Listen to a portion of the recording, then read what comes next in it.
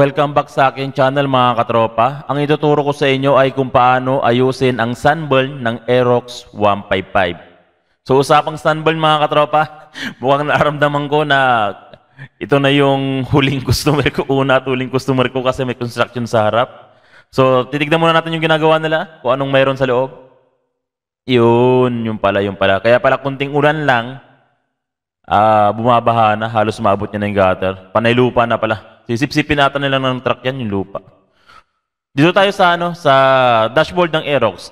Ito yung tinatawag nilang sunburn. Ito yung madalas na problema ng Aerox. So, aayusin natin yan. Gaya ng sinabi ko sa unang video ko, pag-aaralan ko muna kung paano gawin. Kaya maglalabas ako ng part 2. Ngayon, ito na yung ating part 2 at pangalawang gawa ko pa lang dito sa sunburn na to. Pero sa gayon pa man, ituturo ko na sa inyo para sabay-sabay natin pag-aralan at dagdag kita na rin sa ating hanap buhay.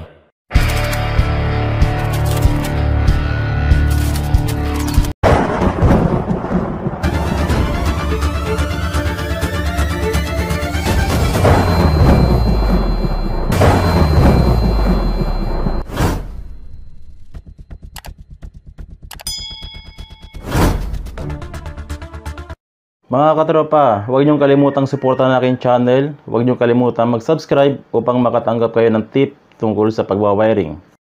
Okay naman mga tropa, kung malapit lang kayo sa Lingayen, Pangasinan, Artacho Street, pwede niyo akong sadyain dyan sa repair shop upang magpa-wiring kayo ng personal sa akin sa inyong mga motor. Ayan, nabaklas ko na yung kanyang dashboard. So napakadaling baklasin na yan. Ito yung kanyang dashboard. Ito yung sunburn niya. Yan. So, ang gagawin natin dito, babaklasin natin yung kanyang mga tornilyo. Ayan, aalisin natin yung tornilyo dito. Ayan, may mga tornilyo yan. Lahat na makita yung tornilyo, alisin nyo. Gayahin nyo na lang yung sa video, yung ginagawa ko, kung ilang tornilyo yung binabaklas ko. Okay, so baklasin muna natin yung mga tornilyo para makuha natin yung pinaka-panel ng dashboard na to.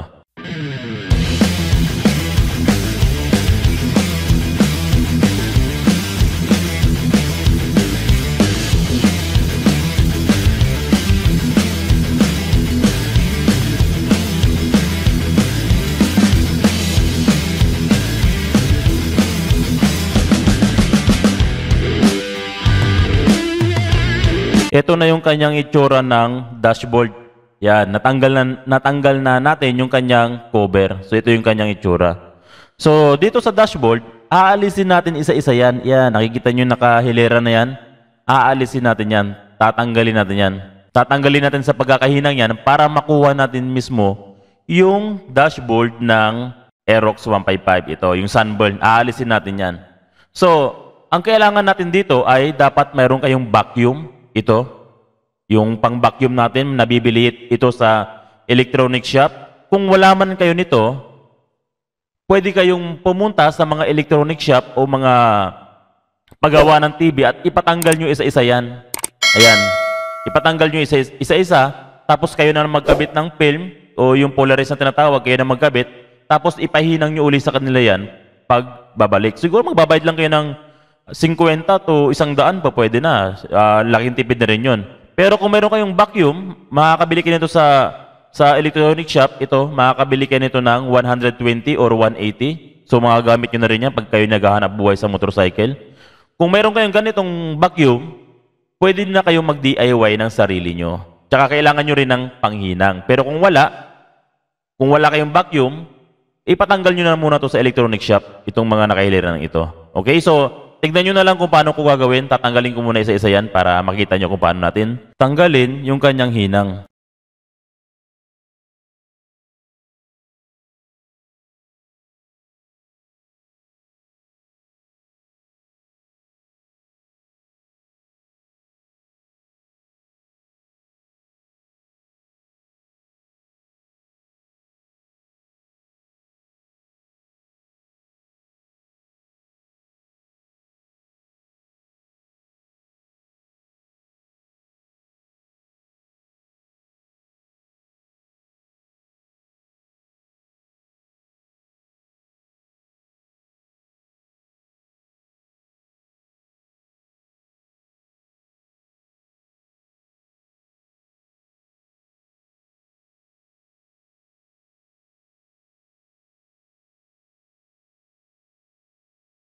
Heto na yung ating panel board mga katropa. Natanggal na natin yung kanyang hinang. Kaya napaka-importante na mayroon kayong vacuum. Nabibili yung vacuum sa mga electronic shop ng 180 lang. Kung wala man, ipagawa nyo na lang sa malapit na gumagawa na sa inyo ng TV. Ipatanggal nyo yung hinang na yan. Okay? So ito yung kanyang panel. Ayan, ito yung kailangan natin tanggalin yung salamin. Pero huwag nyong susungkitin yung salamin ha. Hanggat matigas pa, kailangan yung mga paa nito, matanggal muna natin bago nyo sungkitin yung salamin sa gilid. Kung malambot na, para maiwasan nating mabasag yung kanyang salamin. So, kahit na medyo matagal lang kayo magtanggal, okay lang, basta dahan-dahan nyo lang tanggalin. Huwag nyong susungkitin yung salamin hanggat matigas pa yung kanyang mga, ito, yung mga tinanggal natin na sa hinang, yung mga paa nito. Dapat, huwag nyong puwersahin. Ayun ang ibig kong sabihin. Huwag nyong puwersahin. Alalay lang sa pagtatanggal. Okay, so natanggal na natin yung kanyang hinang, pero hindi ibig sabihin na matatanggal natin kaagad ito. Mga katropa, i-check nyo isa-isa yung mga paa niya kung hindi ba talaga nakadikit doon sa panel board. Kasi minsan, kahit na-vacuum mo na yan, meron pa rin naiiwan na kunting hinang at nakadikit pa rin yung paa. So, ang gagawin natin, isa-isa natin i-check tong mga paa niya kung naka-free ba talaga bago natin hugutin yung panel. Okay? I-check muna natin.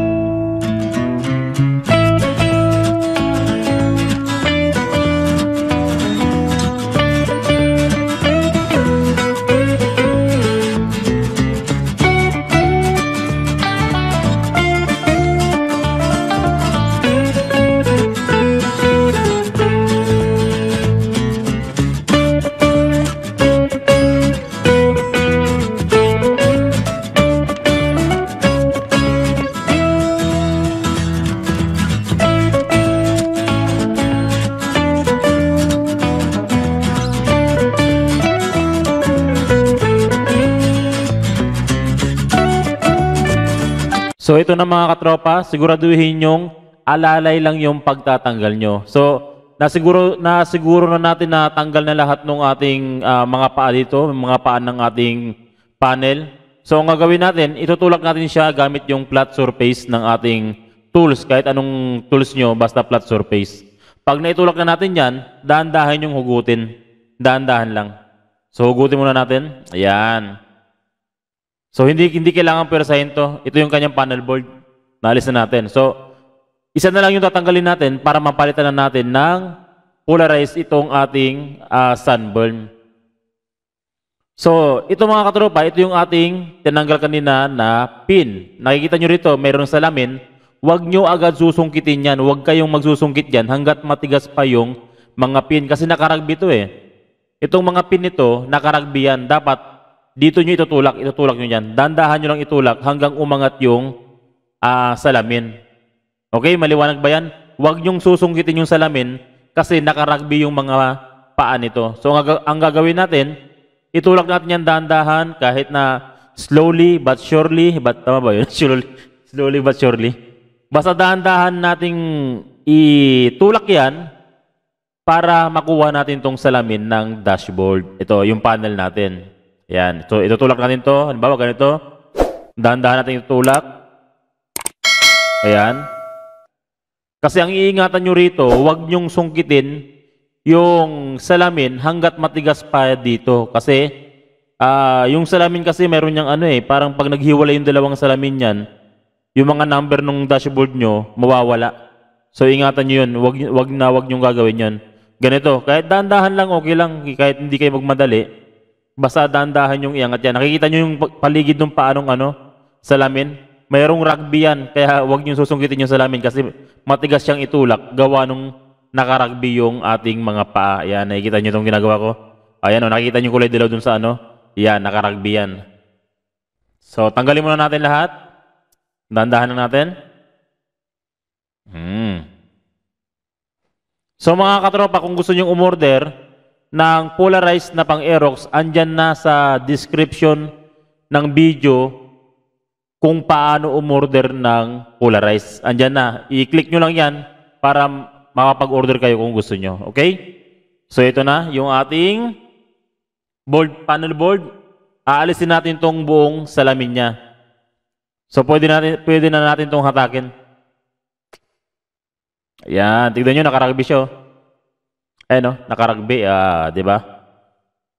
Kung binigla nyo yan, tapos nakaragbi rito, maaring yung salamin nyo magkakaroon ng lamat o madadamage yung salamin nyo. Dapat huwag nyo siyang susungkitin. Ayan, nakita nyo? Grabe, So, ito na yung ating salamin. Ito yung kanyang ilaw para umilaw yung panel board natin. Ito yung pinaka kailangan natin kung bakit tayo nagbaklas ng panel board ng Aerox. Ito yung i-repair natin. So, nakita nyo siya, nakaragbi siya. Ayan. Yung unang gawa ko rito, nagkamali ako, sinungkit ko, pero hindi ko naman nasira. Hindi ko tinuloy yung pagsusungkit ko. Kasi nakita ko nakaragbi, hindi ko na tinuloy. So ngayon, alam nyo na, huwag nyo nang susungkitin. Itulak nyo lang yung mga paa niya sa likod. Yan, di ba? Nakaragbi siya. Yan. So, ito. Ito yung kanyang sunburn. Yan, nasunog. Yan yung nasunog sa kanya. So, ang gagawin natin dito, sa ibabaw mga katropa, mayroong polaris to sa ibabaw. Sa ibabaw, may polaris yan. Huwag nyong tatanggalin yung polaris niyan sa ibabaw. Ang tatanggalin natin, yung sa likod. Sa likod ng salamin, yung tatanggalin natin. Pero yung ibabaw, huwag nyo nang gagalawin yung polaris dito, hindi na kailangan tanggalin yan.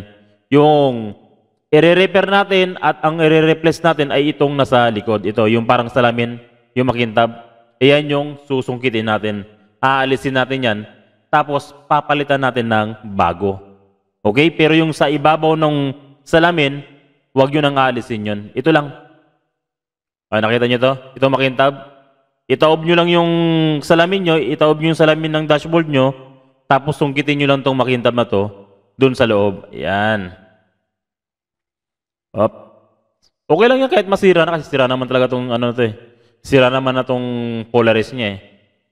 Ayan, tanggalin natin konti. Pero sa'yo natin. Medyo matigas to, tsaka mabaho mga katropa. Matigas siya, tsaka mabaho. Alam mo yung parang nagtrabaho ka sa printing press, yung amoy ng mga imprenta sa paggawa ng dyaryo. Ganito rin yung amoy niya. excuse me. Yan. Medyo matigas siya. Medyo may amoy siya, yung mabaho siya. Parang akala mo nagtrabaho ka dun sa paggawa ng dyaryo. So ito yung kanyang sunburn. Ayan lang yung nasusunog sa kanya. Ito yung dahilan bakit hindi na makita yung numero ng Aerox. Pero yung dito, sa ibabaw nito, huwag nyo nang aalisin yung polarized dito. May polarized din dito sa ibabaw nito. Ang aalisin lang natin ay ito. Yung makintab dito sa ilalim, yan, ito. Ito yung may damage. Ito yung papalitan natin ng polarized. Okay? So, bago natin palitan ng polarized to, ang gagawin natin, lilinisin muna natin yung adhesive niya. Tatanggalin muna natin yung adhesive. Maaaring kaskasin nyo ng blade or kahit anong pangkaskas. Yung gagamitin ko, blade cutter. Hindi naman ma-damage yung salamin natin. Hindi naman niya may scratch. Kakaskasin natin itong blade cutter yung kanyang adhesive, tapos maaaring yung punasan ng BB wipes or kahit anong cotton na pampunas nyo para matanggal yung adhesive. Okay? Punasan muna natin.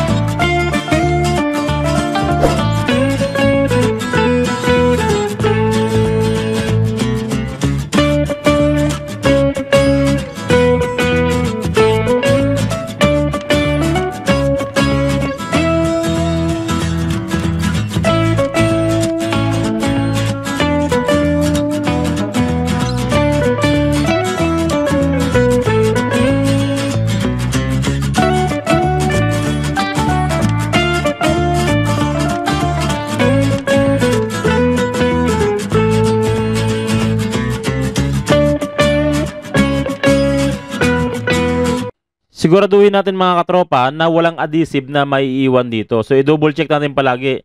Dapat malinis siya para hindi masayang yung polarized na in-order natin sa online. Tapos linisan natin ng BB wipes, pahiran natin ng BB wipes o kaya cotton na mayroong alcohol para siguraduhin lang natin na walang adhesive na naiwan doon sa dating pinagtanggalan.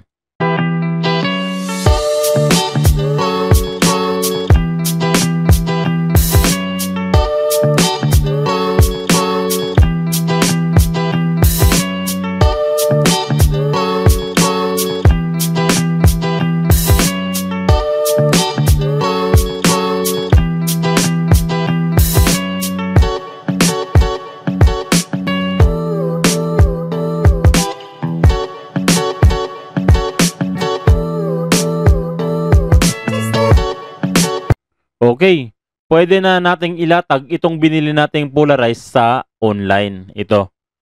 So, sa Polarized mga katropa, mayroong timing to. Kung iikutin mo yung Polarized, makikita mo, transparent pa rin yung nakikita nyo. Pero pag babaliktarin mo, dapat ganito yung kanyang pagkakalatag. Magiging dark blue siya or magiging black. Ayun yung timing ng Polarized. Okay? So nakikita nyo, pag ikutin ko rito, para siyang transparent. Pero pag ganito, malabnaw, ganyan, ganyan. So hindi tamang ganyan, hindi yan yung tamang pwesto. Yan, hindi rin ganyan. Yan. Subukan natin itong isa. Kasi sa online mga katropa, pag bumili kayo, yung binigay kong link sa inyo, nasa video description, pag bumili kayo, buy one take one na mga katropa. So kung gumagawa kayo ng motor, mas maganda kasi meron pa kayong extrang isang Polarized. Okay, sa Polarized mga katropa, dapat ganito ang lalabas sa kanya. Dark blue or dark na itim. Yan. Hindi dapat ganito ang pagkakalatag. Yan. Kasi may Polarized kayo mga katropa, may Polarized kayong mabibili na kayo na mismo magtatabas. So pag kayo ang magtatabas, dapat i-timing nyo sa ganitong kulay. Huwag yung ganito.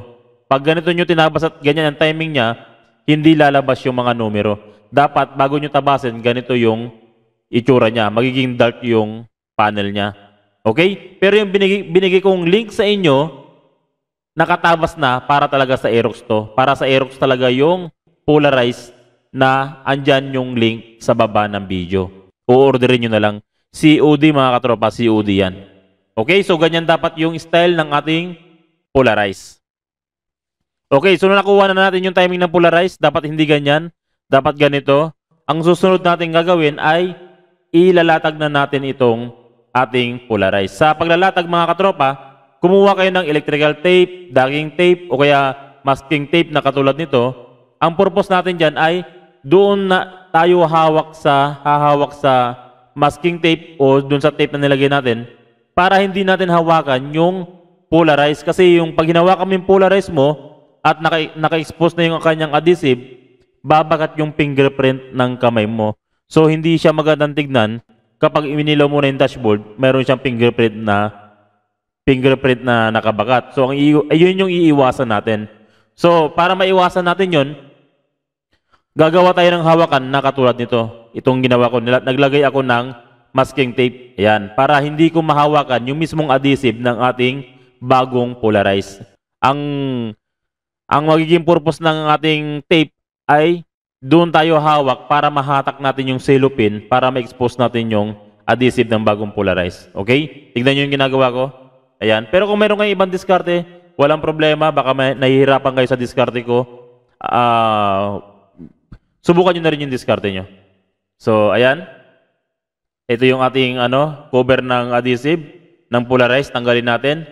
Pag natanggal nyo na yan, hahatakin nyo yung masking tape na nilagay nyo. Doon na kayo maghahatak. Ayun na yun. Para matanggal nyo yung So, ganito yung style niya. Okay? Tapos, i-align nyo na lang ng ganyan sa kanyang, sa salamin, i-align nyo ng mabuti. So, ayan mga katropa, ang kailangan nyo rito yung pang-scrub. Since na yung pang-scrub ko ay in-order ko pa lang at wala pa ako, ipapa-scrub ko muna to doon sa malapit sa nag-i-sticker sa amin. Pero kung wala kayong pang-scrub, kumuha na lang kayo ng mga rubber o kahit na anong makikinis na pwede yung panghagod dito. Okay, so ipapa-scrub ko muna to kasi gusto ko yung walang bubbles. So, ayun. Punta muna ako dun sa stickeran.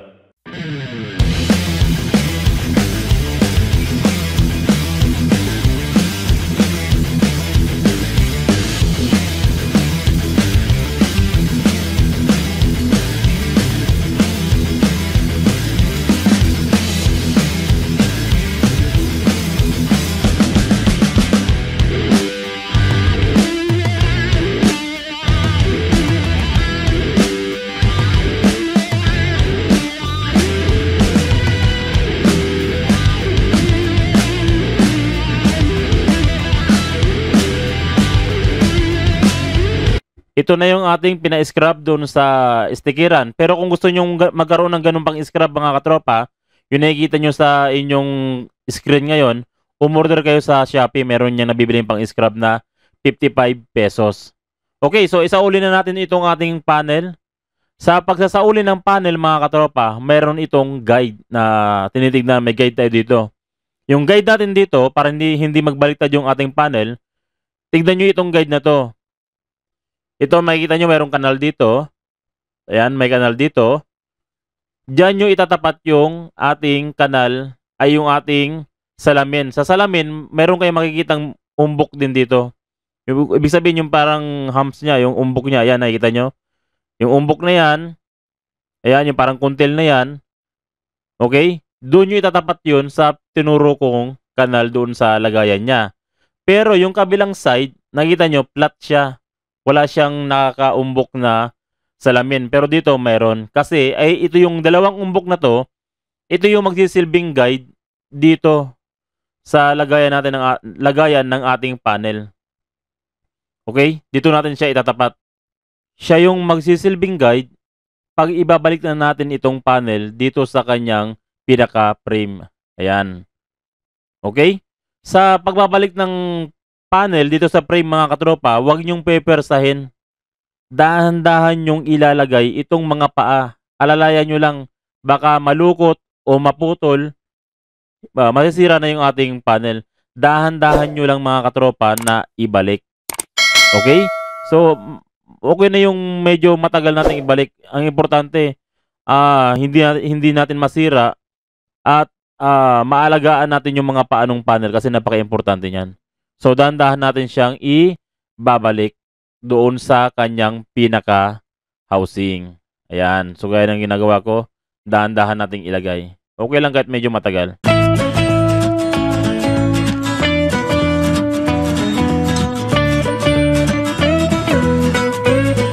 Dahan-dahan lang nating diinan. Di bali ng matagal, wag lang yung ang bilis mo nga gawin pero basag-basag naman o nadali mo pa o na-damage mo pa, di wala rin, di ba? Okay, so ayan na. Siguraduhin muna natin mga katropa na nakalapat talaga dun sa mismong housing niya yung salamin. Merong lock yan, nakikita nyo yung clip dun sa dulo. Ayun o, yung clip na yan. Ayan, siguraduhin nyo naka-clip siya dyan. Okay, yan na. So naipasok na natin lahat yung mga paa ng salamin o yung pinaka-panel. Linisin mo natin ng konti. Yung mga rugby to mga katropa, ito yung mga rugby kaya nga yung kanina sabi ko, huwag yung susungkitin kaagad hangga't matigas pa kasi naka-rugby siya. Ayun yung mga rugby, yung inaalis ko. Pero sa pagbabalik, hindi mo na kailangan tong i-rugby. Okay lang to kahit huwag mo na i-rugby, ihinang naman natin to eh. Linisin muna natin itong mga rugby na naiwan. Okay, so pwede na natin itong ilagay doon sa mismong motherboard niya. Yan, ito. Okay. So sa paglalagay sa motherboard, yung mga ilaw dito sa baba, doon nyo tatapat yung mga butas ng housing ng ating panel. So kung kanina, dahan-dahan natin siyang nilalagay sa housing dun sa kulay puti, dito rin, mas lalong dahan-dahan yung ilagay. Mas lalong pag-ingatan nyo para hindi maputol. Kasi huling step na to, tapos hihinangan na natin. So, dahan-dahan lang. Palaging inyong dahan-dahan na ilagay yung paa niya para maiwasan nating maputol. Meron tong mga tropa, pinagpapawisan din yung itlog ko dito. Meron tong kahirapan, may kahirapan din to. Yung iba pinutol-putol ko na yung video, kinat ko na lang. Yung iba pinapas forward ko na lang, kita nyo. Medyo mahirap din siyang ikabit. Pero okay lang yan, sabay-sabay natin pag-aaralan to. Walang problema rito. Ganyan talaga, pag gusto matuto, paghihirapan mo talaga.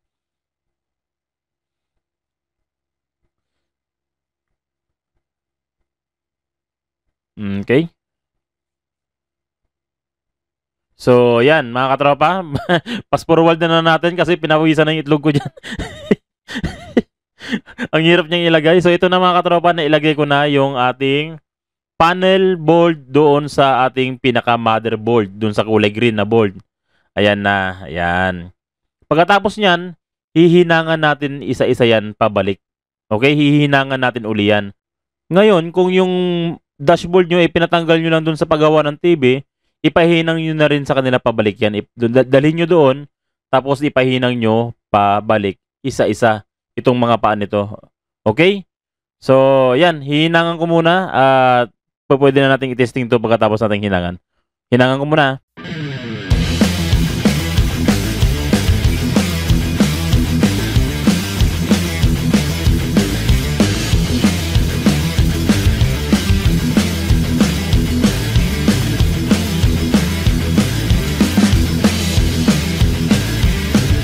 Okay mga katropa, naisauli na natin yung ating panel board. So ayan na, nahinang na natin yung paanong salamin kanina.